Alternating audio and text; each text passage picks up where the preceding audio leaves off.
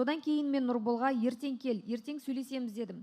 Сол жерде Нұрбол жарайды деп қол алысып кетеді. Яғни Дархан жүргізуші үшеуі гольф автокөлікке отырып кетті.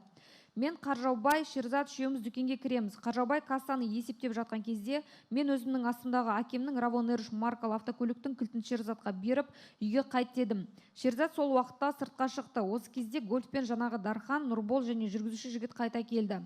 Олар келген соң қайттан жанжал пайда болады.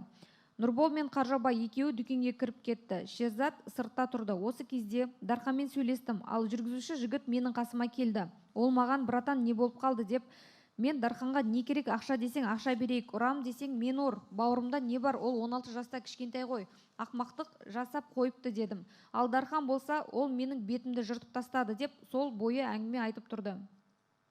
Сол жерде мен ортадағы үшінші жүргізуші жігітке түсіндіріп айттым. Оған мыналарды алда қайт дедім. Ол жігіт жай тыңдап тұрды. Осы уақытта дүкеннің ішінен Қаржаубай мен Нұрбол екеуі жанжалдасып ерегесіп шықты. Мен не болып қалды деп қарап тұрып қалдым. Сол уақытта Қаржаубай мен Нұрболдың арасында Шерзат арашалап тұрды.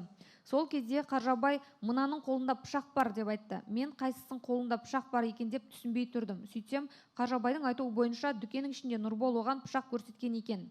Сонымен мен ақырындап Нұрболды шақырып, оған бауырым не болып жатыр, шешейік, шешілетін жағдай ғой, ақша десең ақша берейік, дастархан жасап берейік, бауырым үшін жеке кешірім сұрайым деп, одан кешірім сұрадым. Солай сөйлесіп тұрған кезде Нұрбол балаларына звондады. Ең бірінші Чика дегенге звондады. Содан кейін Нұрқиясқа звондады. Тоқтамай звондай берді. Мен сол кезде осы жерде төбелес болатынын түсіндім. Сол себепті Шерзатқа үйге қайт, аман есен қайт дедім. Шерзат жаңағы әкемнің Равон Эрж маркалы автокөлігін басқарып үйге қайтып кетті. Ол автокөлікке отырып кетіп қалғанын мен өзім көрдім. Ол жынданып менің айтқанымды тыңдап үйге қайтып кетті. Мен дүкеннің алдында қалдым.